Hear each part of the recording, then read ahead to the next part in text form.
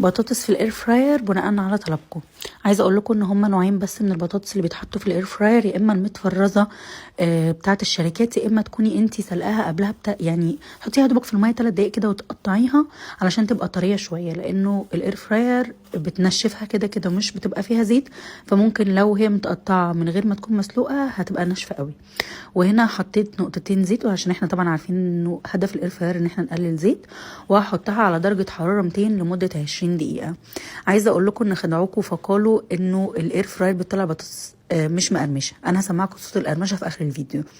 المهم هنا كنت خلاص ضبطتها وابتديت اشغلها، وبعد ما ال20 دقيقه خلصوا طلعتها ولقيتها كانت محتاجه 15 دقيقه مش 20 دقيقه. هي بس الاضاءه مبيناها غامقه لكن هي مش محروقه، لكن هي كانت محتاجه 15 دقيقه بس. عايزه اقول لكم بجد كانت ناشفه. الطعم مختلف، مش هنكدب على بعض، لانها مش شاربه زيت، فطعم البطاطس باين قوي، لكن بجد مقرمشه وطعمها بجد كان حلو. وانا شايفه ان التجربه ناجحه جدا. هي بس كانت عايزه تتحط على 200 درجه حراره 200 15 دقيقه.